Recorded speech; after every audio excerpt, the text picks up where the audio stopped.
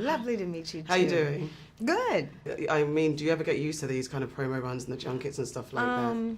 You do. It's nice though, because you get to see, like, I get to see my castmates who, you work together every day for months, and then you don't see them anymore. So it's nice. And my publicist brought her kids, and she never does, but she finally brought them today. So that made me happy too. It's like a bit of a reunion of sorts. And they're little, and it's like they're going to be grown before I know it. Speaking of little, it's like if I don't get these moments in. Yeah.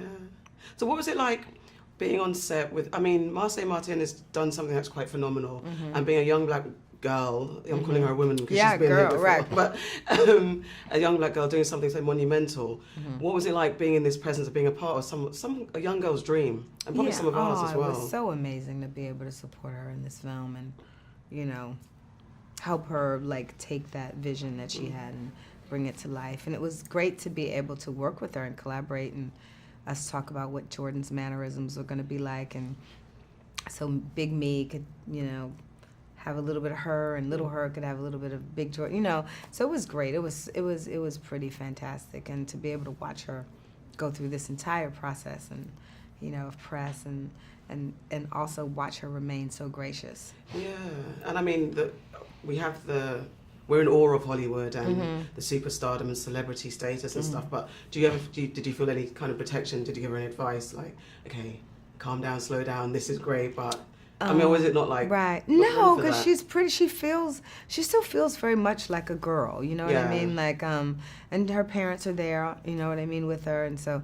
she seems like she has an incredible support system, but I think, you can't help but feeling a little mothering, like, Marsai, you hungry? Do you know what I mean? Like, more like that. But no, she's such a smart I keep saying little, but she's such a smart young girl. Yeah.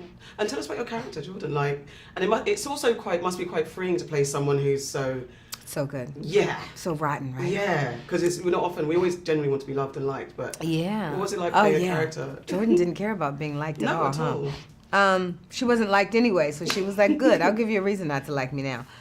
It was fun. We got to have a lot of fun, and it was fun, like, yelling at Issa and, figuring out kind of like, just slight differences in tone, to be able to create this woman who's a high-powered tech, highly intelligent, incredibly successful, but also incredibly, a bit lonely and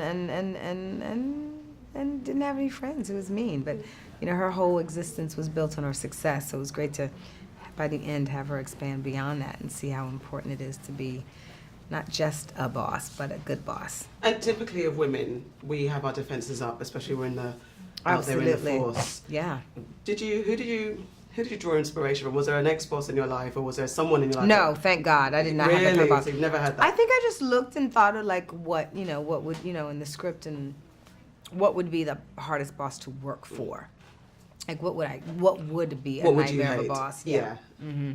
And then with, you were in Support the Girls, which I loved. Oh, thank And I was you. kind of mad that it was so quiet, but I guess that's the indie world. It was a beautiful film. I saw it in London for London Film Festival. What was it like? Why were you drawn to that character specifically and that story? I thought it just beautifully reflected a woman who tried really hard in her working class life to do the best she could, and all those women, they all were just trying to make, it's kind of like we have this idea of what that world is like, and I thought this was a take on that world that I hadn't seen, and it was quite humane and compassionate, and I love that, when I read the script, Lisa's description didn't have her race in there, so I like that they, made her black, and it wasn't ignored, but it wasn't talked about. Exactly.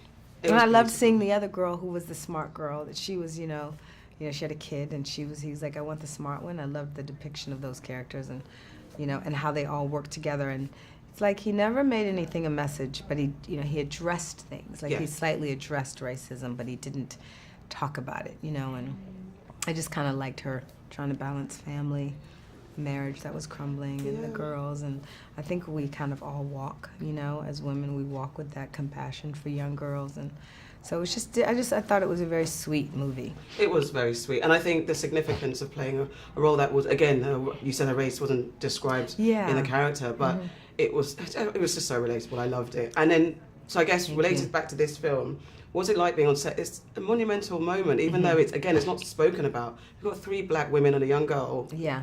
in this Yeah. mix, leading a kid's film, because I mean, I'm a mother who takes my daughter to the cinema and have had a dearth of young films that represent course. for her. Yeah. So what was it like for you and maybe younger you? Yeah, that's really important. I mean, for Marsai to be up there, like, you know, even outside of just outside of executive producing it and coming up with the idea, I think seeing all those women of different generations, you know, Marsai's age, you know, and then like, you know, my age, and then a young Issa. I mean, I just think, and they're all different. You know, one's a boss, and one, you know, and one, you know, is going to go to school, and then one is, you know, striving to find her voice, which is also Issa's character. Yeah. I mean, April's striving to find her voice as well, and watching them kind of learn and then relate, and then, you know, having those examples for, you know, young black girls to be able to see themselves, you know, on that screen, and especially in this time of cyberbullying, and, you know, I didn't grow up with that, so that is a whole completely different kind of world and generation for them to have something that they can watch that's like,